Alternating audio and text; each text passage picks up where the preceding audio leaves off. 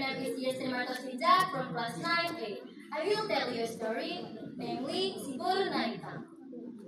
A long time ago, on Samosir Island, there lived a rich and kind king named Nebahos Yaha. He had a lot of animals and wide fields. He was good to his younger brothers and also to the people in his village. One day, his wife took with a boy and a girl. They were both very good looking. As they grew older, they became very close in a place to stay together, playing, walking, looking after the animals, or eating. Their parents sometimes worried about this, but the twins were never apart.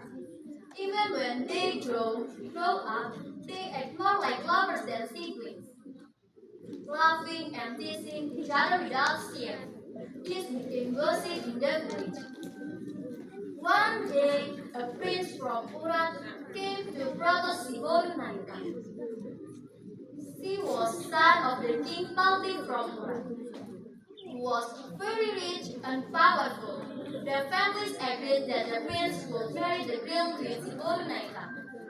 King Palti even agreed to pay a very high dowry. But Si Bodoh Naita and her twin brother became very sad. They didn't want to separate. They lost their appetite and couldn't sleep because they were so worried. One day, her father called her. Saatnya yang pertama dimulai. It's time to begin the first lesson. Please agree to become his wife. So they will bring the dowry and pay for the wedding. But Si Bodoh Naita said, "Yes, father, I'm grown, but I don't want to marry. Please reject it." Her father kept trying to convince her, but she refused. Every time her parents talked to her about marriage, she would go to her twin brother and tell him. The two often sat together sadly in the field. Then they broke the traditional law between siblings and behaved wrong, not caring about gossip anymore. Finally, her father forced her to accept the marriage proposal. A few days later, King Palpi came with his family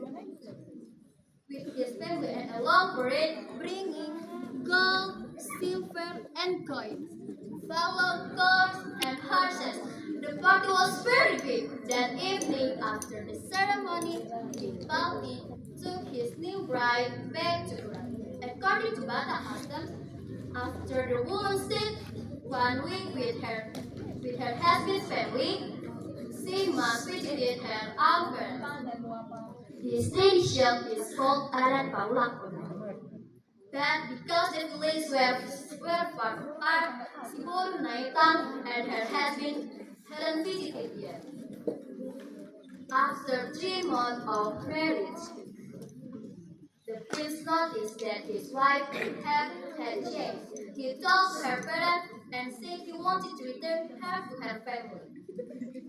One day after lunch, he said to his wife, "We've been married for a while but have never visited your parents. Let's go, please bring some food to take with us." Si Bodoh Naita was shocked. She took his husband, found out her secret, but she answered, "Very well, I will pay."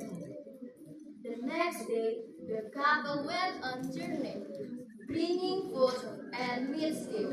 The prince had dog follow them. They stopped to rest in a quiet place called Urupur. Si Bodoh Naita said, "Let me pick lice from your head." The prince lay down with his head on her lap and soon fell asleep. At that moment, evil entered her heart. She took his dagger and cut his throat. The blood poured out, and he died. But the dog covered in its master the blood, howled and said, Siburu Naitang continued work and arrived at her parents' house alone. Where is your husband, my child? Her father asked. But Siburu Naitang answered, he's behind me and will arrive soon. But he never comes. Meanwhile, the dog ran back to Una. Seeing the blood on the dog, King Palti and his wife became worried and went to look for their son. Where is our son? The people answered. He went to the field. King Palti's wife said, that can't be. He said he wanted to visit his in-laws.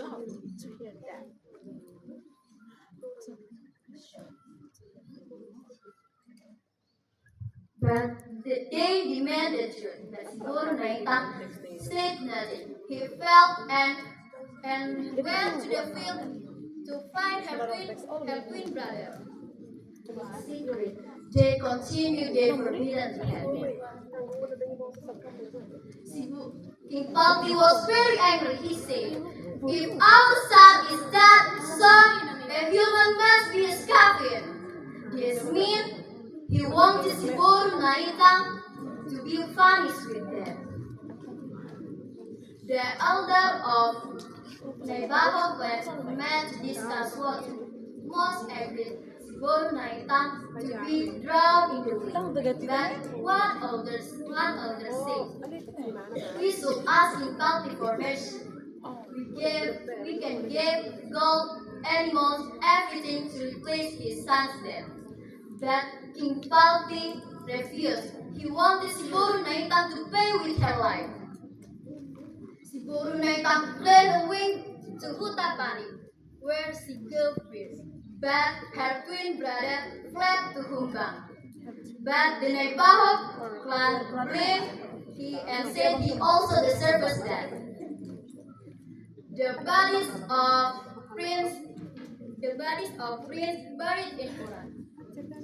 The clan met again and decided that Siburu Naitang must be drowned. He caught her and tied she with stones and threw her into it, but he didn't die. She swam away to shore and escaped to Humbang. The people came again and caught her and threw her again, but she survived.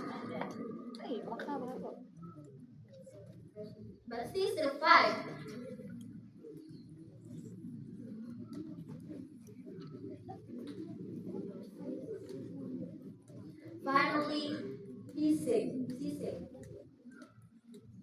if I must be drowned to do my crime, so be it. But I have some. The elder said, tell us what your request. She answered, made for me for a meal 7 of liver animals with yellow rice and spiced eggs. After the food gave to her and he ate it, he said, Father, I'm satisfied with this food. I'm ready to die. You don't have to drown me again. I will go into the lake by myself. But let no daughter of yours be born me. To Sitangkarain, who showed me kindness, this curse not apply. May his daughter be beautiful and good character. Gather all my weaving dolls, a mat, mirror, a basket, a comb, and a white chicken and a white clothes. And please plant a banyan tree in a cave my sweet. Without sadness, be welcome. That's my story. For your attention, I say thank you.